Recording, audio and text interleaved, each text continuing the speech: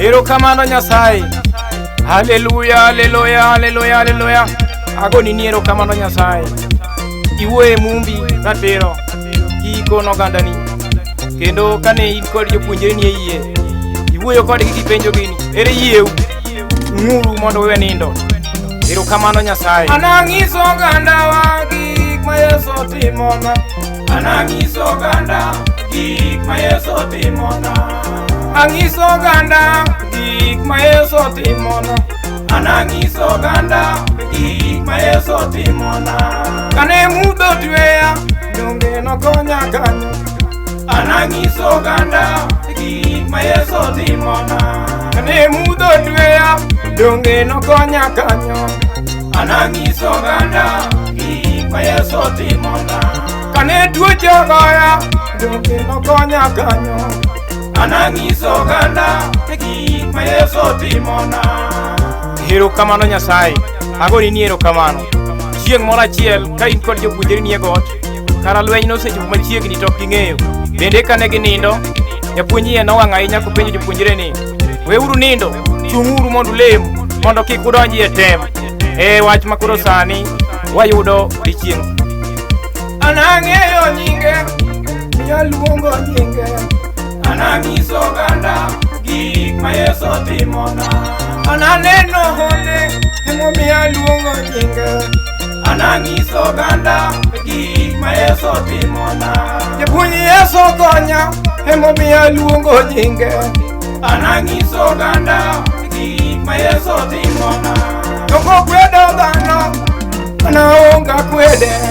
Anangiso ganda gik ma Yesu timona. Moko kwedo dhano, anaonga kwede. Anangiso ganda gik ma Yesu timona. Anang'eyo lwanda, japuonj Yesu konya. Anangiso ganda gik ma Yesu timona. Anang'eyo lwanda, japuonj Yesu konya. Anangiso ganda gik ma Yesu. Koro agoni ni erokamano Nyasaye kuom ng'wono misetimo n'oganda ni e bwo pinyni. Irito ji duto maonge ng'at moro mikecho mok irito. Erokamano Nyasaye. Alamo Ruoth Nyasaye n'ogandagi odiyo kawuok e dala mar Ndira. Angiso ganda gik ma Yesu timona. Anangiso ganda gik ma Yesu timona. Anangiso ganda gik ma Yesu timona. Anangiso ganda gik ma Yesu timona. Anang'eyo ng'wono momiyo aluongo nyinge. Anangiso ganda gik ma Yesu timona. Anang'eyo ng'wono emomiyo aluongo nyinge. Anangiso ganda gik ma Yesu timona. Kata onge pesa japuonj Yesu nigo. Anangiso ganda gik ma Yesu timona. Kata onge pesa japuonj Yesu nigo. Anangiso ganda gik ma Yesu timona.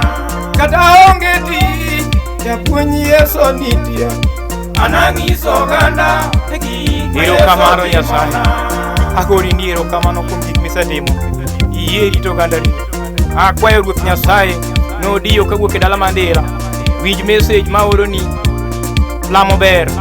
Tiji mitiyo no tek, Nyasewa med gi lamo kod omera otieno. Umakuru kamoro achiel kendo wach Nyasaye obed e chunyu. Kik ubed kod weche manyalo olo chuny. Agoni ni erokamano Nyasaye. Anakwayo Yesu kik oweya podhi. Akwayo Yesu kik oweya podhi. Anakwayo Yesu kik oweya podhi. Anakwayo Yesu kik iweya podhi. Ananeno lweny kik oweya podhi. Anakwayo Yesu kik iweya podhi. Ananeno lweny kik iweya podhi. Anakwayo Yesu kik iweya podhi. Ananeno tembe kik iweya podhi. Anakwayo Yesu kik iweya podhi. Ramogi Hills Production. Puonj Yesu rita kik iweya podhi.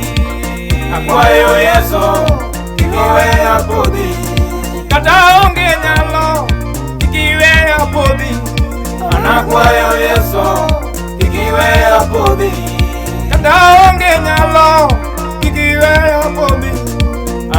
Anakwayo Yesu, kikiwe apodhi.